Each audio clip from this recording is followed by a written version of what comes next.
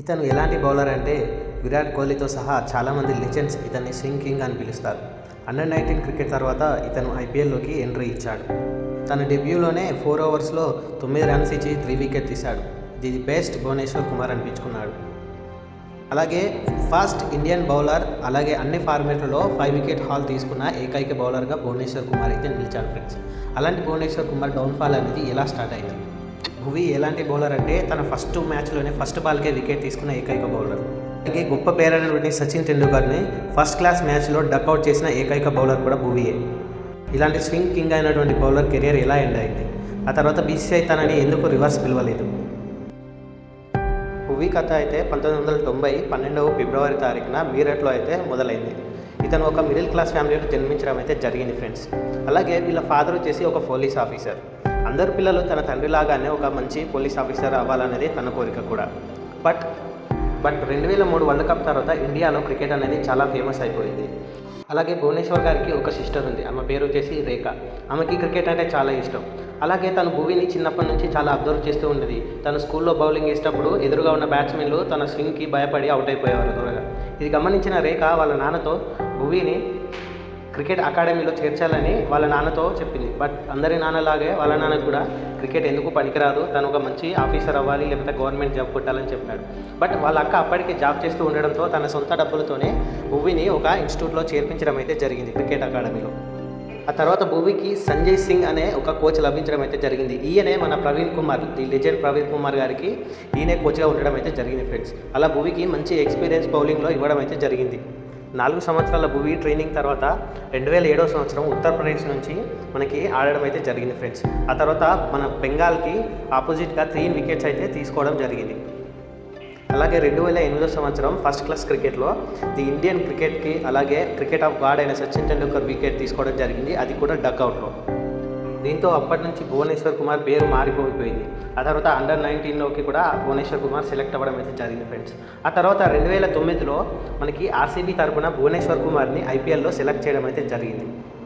But Bhubaneswar కుమార్కి 2009లో కానీ 2010లో కానీ ఒక్క మ్యాచ్ కూడా ఆడే అవకాశం రాలేదు. ఆ తర్వాత పూణే వారియర్ 2011లో భువనేశ్వర్ కుమార్ని తీసుకోవడం జరిగింది. బట్ అందులో కూడా ఈయన 3 మ్యాచ్లు ఆడి 3 వికెట్లు తీసుకోవడం అయితే జరిగింది ఫ్రెండ్స్. చాలా డీసెంట్గా బౌలింగ్ వేయడం జరిగింది. బట్ డొమెస్టిక్లో మాత్రం భువి టాప్ ప్లేస్లో ఉండేవాడు బౌలింగ్లో. తర్వాత భువి T20 ఇంటర్నేషనల్కి సెలెక్ట్ అవ్వడం జరిగింది. తన ఫస్ట్ మ్యాచే అప్పట్లో స్ట్రాంగ్ టీం అయినటువంటి పాకిస్తాన్. ఎందుకు స్ట్రాంగ్ అంటున్నానంటే 2009 వరల్డ్ కప్ వాళ్ళే గెలిచారు కాబట్టి.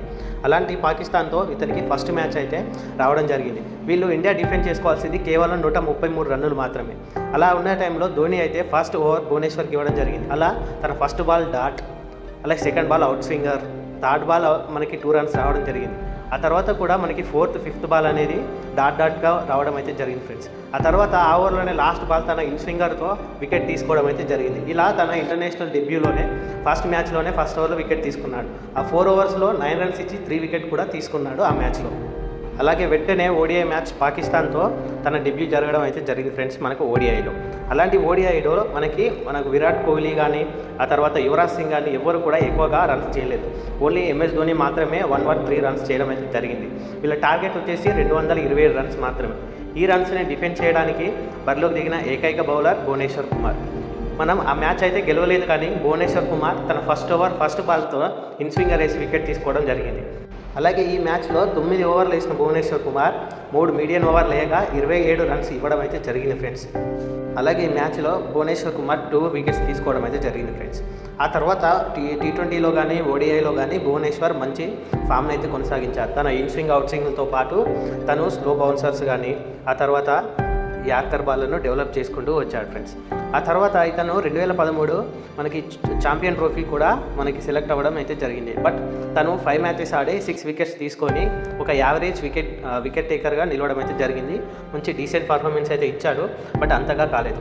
బట్ ఆ తర్వాత 2013లో ఇండియాతో సిరీస్లు జరుగుతున్న టైంలో శ్రీలంక మిగతా వెస్టిండీస్తో కలిపి ఇతను చాలా మంచి పర్ఫార్మెన్స్ ఇచ్చాడు. నిజంగా చెప్పాలంటే ఈ 2 దేశాల మీద తన బౌలింగ్ చూసి అప్పటి నుంచి లెజెండ్స్ అందరినీ ఇతను స్వింగ్ కింగ్ అని పిలవడం అయితే మొదలుపెట్టారు ఫ్రెండ్స్.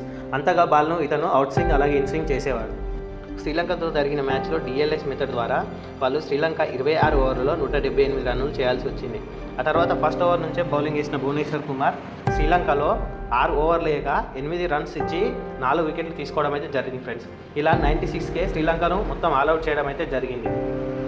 అలా 2013లో భువనేశ్వర్ కుమార్ మంచి పర్ఫార్మెన్స్ ఇచ్చిన తర్వాత తనని టెస్ట్ క్రికెట్లోకి ఎంట్రీ చేయడం అయితే జరిగింది ఫ్రెండ్స్. అలా 2014లో ఇంగ్లాండ్కి ఆపోజిట్గా బౌలర్గా వెళ్ళిన భువనేశ్వర్ కుమార్ తన ఫస్ట్ మ్యాచ్లోనే 5 వికెట్లు తీసుకోవడం జరిగింది.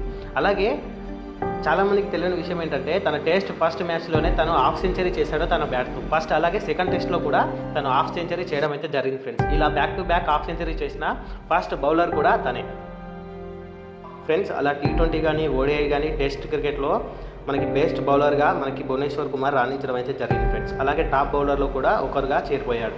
బట్ ప్రతి ఫాస్ట్ బౌలర్కి ఉన్న ఏకైక ప్రాబ్లం ఇంజురీస్. తను క్రికెట్ మొదలైనప్పటి నుంచే తనకు చిన్న చిన్న ఇంజురీస్ అనేది అవుతూ ఉండేది. బట్ 2015 వరల్డ్ కప్ కూడా తను సెలెక్ట్ అవ్వడం అయితే జరిగింది ఫ్రెండ్స్. బట్ తను ఫస్ట్ మ్యాచ్లోనే తనకి యాంగిల్ ఇంజురీ అవ్వడం అయితే జరిగింది. అలా ఆ వరల్డ్ కప్ నుంచి భువనేశ్వర్ కుమార్ తప్పుకోవడం అయితే జరిగింది ఫ్రెండ్స్. అలా 2015 వరల్డ్ కప్ తర్వాత తను ఒకే టెస్ట్ మ్యాచ్ ఆడడం జరిగింది. ఆ తర్వాత షమి, ఉమేష్ యాదవ్, మోహిత్ శర్మ లాంటి చాలామంది ప్లేయర్స్ ఇండియన్ క్రికెట్లోకి ఎంట్రీ అయ్యారు. దాని తర్వాత భువనేశ్వర్ కుమార్కి ఛాన్స్ అనేది రాలేదు. బట్ భువనేశ్వర్ కుమార్ 1 ఇయర్లోనే తన కంబ్యాక్ ఇచ్చి 2016 SRH తరపున తను బెస్ట్ బౌలర్ అనిపించుకున్నాడు. అలాగే తన బౌలింగ్తో 23 వికెట్లు పర్పుల్ క్యాప్ని తన సొంతం చేసుకొని SRHకి కప్ తీసుకురావడం అయితే జరిగింది ఫ్రెండ్స్. నిజానికి 2016 SRH కప్కు రావడం వెనుక మెయిన్ కారణం భువనేశ్వర్ కుమార్ అలాగే డేవిడ్ వార్నర్. ఆ తర్వాత Bhuvneshwar Kumar back to back purple cap హోల్డర్గా నిలిచాడు.